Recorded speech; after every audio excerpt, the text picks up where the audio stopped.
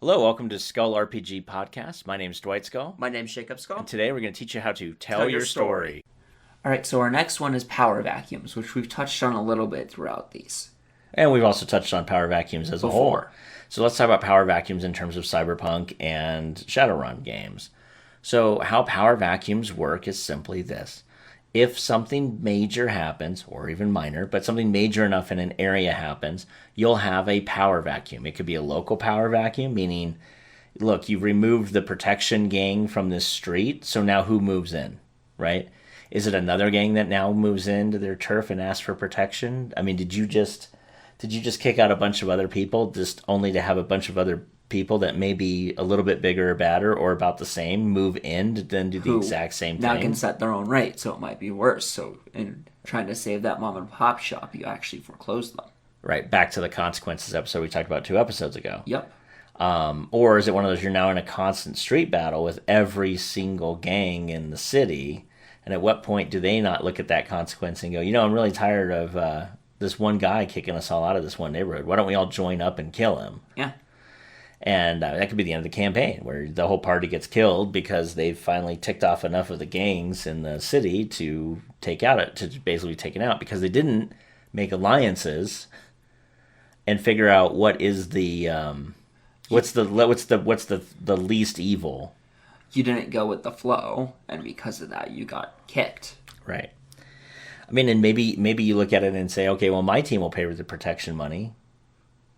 And at that point, then they leave the business owners alone. You've succeeded, but you're now not having to kill every single crime lord that wants to make his way into the territory. Yeah. So a power vacuum is simply, if you've done one thing, there's a reaction to fill what that is. So if you don't fill it, if your player characters don't fill it, somebody else does. It gets filled. Either a worse or a lesser evil. Right. So now think about that. Every single time they do something of note, did they fill in the vacuum? So, just give you for instance, say in a historical time, right? Say a country goes into another country, takes out the leadership there, and then just walks away. What happens? Somebody's going to rise up and take that power. Probably there's going to be a lot of factions that rise up locally, and then they all going to vie for power. It's going to look like city-states for a while. Yep. Then eventually you're going to have a couple warlords, let's just call them what they are, will eventually amass enough power, bring together enough of those city-states together to then have a civil war, and then eventually somebody will win the civil war. But in the meantime, that one action that maybe have cost the lives of 1,000 people to do what you did has now cost the lives of millions of people over the last 10 to 15 years, while that whole country stays in an instability. So think about Cyberpunk or Shadowrun. What instabilities can easily happen in a neighborhood, a small part of the city, like a district, or the entire district, a city as a whole?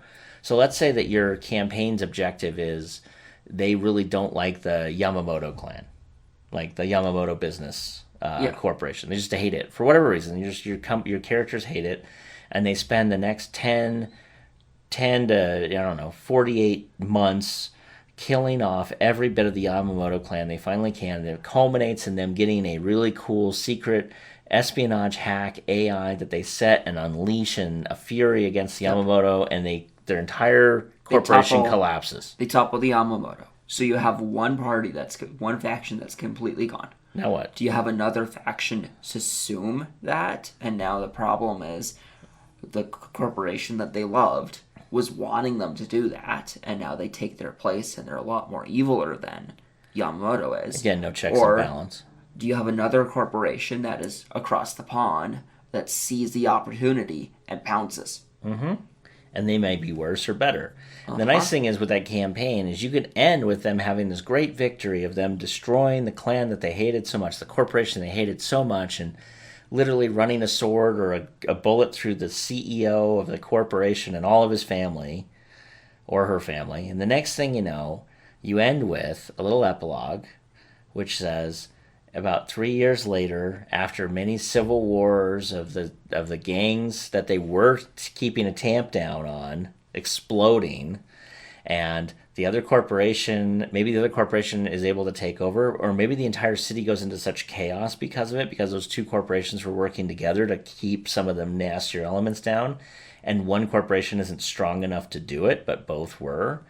Next thing you know, that other corporation pulls out, and one of your bigger cities in the country that you're in literally collapses into an anarchic chaos of city districts. Yeah. I mean, and you could literally just say that, like, oh, your actions did, yay, you've taken out the Yamamoto, and in 3 years, the other corporation has collapsed out of this city. It's moved all of its people out of here, and the entire thing erupts into a civil war that lasts for 20 years. And at the end of it, you can choose, are we going to play in this world again? And if so, are we going to play in this city? Because then you could fast forward 10 years, they all draw up new characters. And then now they're fighting in the war that they cost. That their other characters cost. And it's a fun way to go, but it's a really cool way of doing a power vacuum where it's like the unexpected occurs. Yes. You know? Again, the Shadowrun games for like that you can find on GOG, which is where I'd recommend getting them because they're super cheap there, unlike Steam. If you like Steam games, then just go to Steam and pick them up. They're cheap there too, but they're not like, I think I saw it for like $1.47 for the first game, and Steam was like $10. So just to give you an idea. But if you go to GOG, you can pick up the first game, and I think it was in the second game you encounter like a rogue AI or some sort of crazy AI, and that was the Germany one. That's the third. Oh, okay, whatever. Anyway, Hong Kong's second, I believe. Anyway, regardless. No, I think Hong Kong's there, but regardless.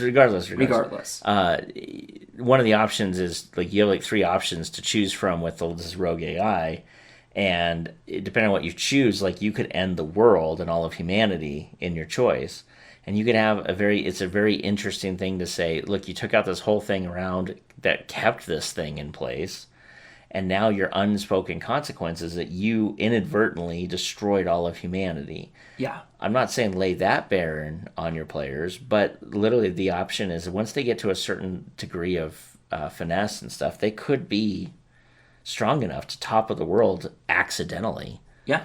So it's a good thing to think about in terms of consequences. It's a good thing to think about in terms of power vacuums and consequences when you're mixing the two together. Yeah. Where your actions could create a power vacuum so large that the filling of it literally could destroy most of what we consider to be humanity.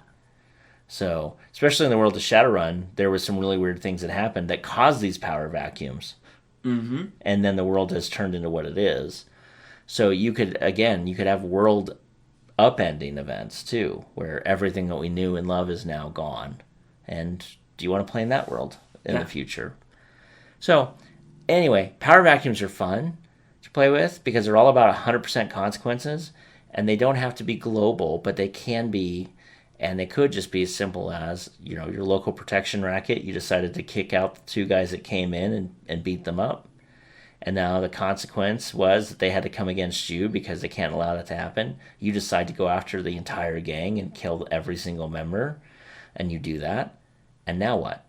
Yep. Now there's like 7 or 8 blocks of territory that's not being taken over by somebody, and now there's 3 other rival gangs fighting over it. And so your little cool action of being a heroic good guy could cause the deaths of 1,000 or so innocent people while there's a gang war happening literally in your backyard. Yeah. So that's the fun part about power vacuums, specifically when mixed with consequences. Thank you. Hey, thanks for listening. And for more resources, please go to skullrpg.com.